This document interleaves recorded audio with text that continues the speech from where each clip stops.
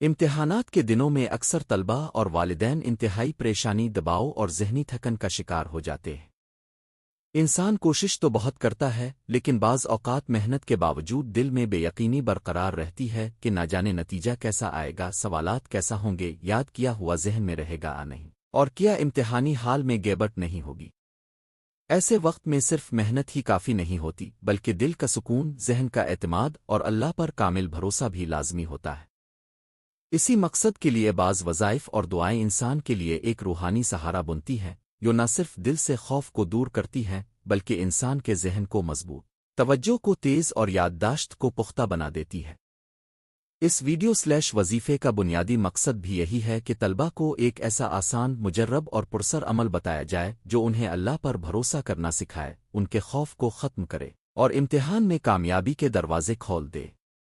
یہ عمل بالکل شرعی، آسان، مختصر اور تجربات سے ثابت شدہ ہے۔ اس وظیفے کا سب سے بڑا فائدہ یہ ہے کہ اسے امتحان سے پہلے کرنے سے ذہن صاف ہوتا ہے، نیکی کی برکت آتی ہے، حافظہ طاقتور ہوتا ہے، لکھتے وقت ہاتھ نہیں کانپتا، اور سب سے بڑھ کر انسان کا دل اللہ کے حضور جھک جاتا ہے، جس سے نصرت اور آسانی دروازے کھول دیتی ہے۔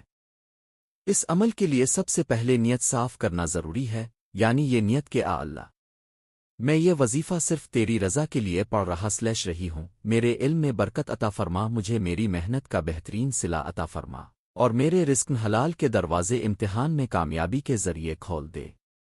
عمل کا طریقہ یہ ہے کہ امتحان میں جانے سے تقریباً 15 منٹ پہلے باوضو ہو کر بیٹھ کر پورے سکون سے 11 مرتبہ درود پاک پڑھے۔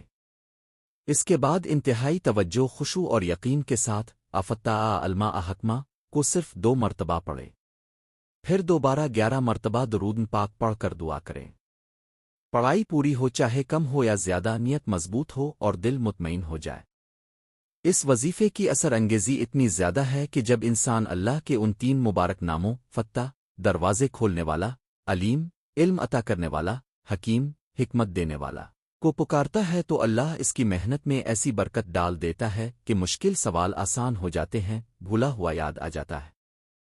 یہ وظیفہ صرف امتحانات میں کامیابی کے لیے نہیں بلکہ انسان کی ذہنی حالت کو مضبوط کرنے، پریشانی کو کم کرنے اور اعتماد کو بڑھانے کے لیے بھی پڑھا جاتا ہے۔ اکثر طلباء امتحانی حال میں داخل ہوتے ہی گھبراہٹ کا شکار ہو جاتے ہیں۔ کچھ بچوں کا ہاتھ کانپنے لگتا ہے، کچھ کا ذہن خالی ہو جاتا ہے، کچھ سوالات سمجھ میں نہیں آتے اور کچھ کو لگتا ہے جیسے محنت ضائع ہو جائے گی۔ یہ سب علامات اس بات کی ہیں کہ انسان کا دل اندر سے کمزور ہے اور ذہن میں غیر ضروری دباؤ بوجھ بنا ہوا ہے۔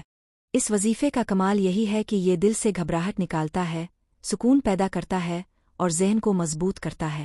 جب کوئی طالب علم اللہ کے یہ نام پڑھتا ہے تو وہ دراصل اللہ سے علم، سمجھ، آسانی اور کامیابی مانگ رہا ہوتا ہے۔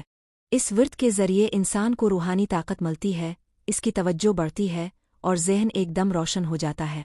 اس عمل کے ساتھ ساتھ انسان کو اپنی نیت بھی صاف کرنی ہوتی ہے۔ نیت یہ رکھے کہ اللہ، میں یہ ورد نمبر لینے کے لیے نہیں بلکہ تیری مدد حاصل کرنے کے لیے پڑھ رہی ہوں۔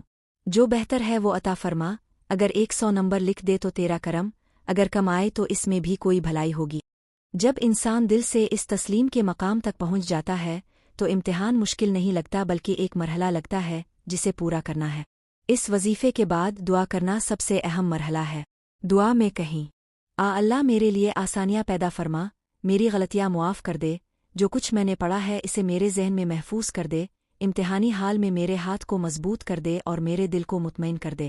یہ دعا انسان کے اندر عجیب سی روشنی بھر دیتی ہے اور امتحان کے ہر لمحے میں اس کے لیے اللہ کی مدد شامل ہو جاتی ہے۔ ضروری ہدایت یہ ہے کہ اس وظیفے کو کبھی بھی غفلت بے ادبی سے نہ پڑے۔ اگر پڑھتے وقت دل میں جلد بازی ہو، دھیان بٹا ہو، یقین نہ ہو تو اثر کم ہو جاتا ہے۔ اللہ پر پورا بھروسہ رکھے، اپنی محنت پر اعتماد رکھے اور دل سے دعا کرے۔ جو بھی انسان اس وظیفے کو یقین اور ادب کے ساتھ کرتا ہے، اللہ اس کی محنت کو ضائع نہیں ہونے دیتا۔ بہت سے طلباء نے بتایا کہ اس وظیفے کے بعد انہیں نہ صرف بہترین نمبر ملے بلکہ وہ ذہنی دباؤ سے بھی آزاد ہو گئے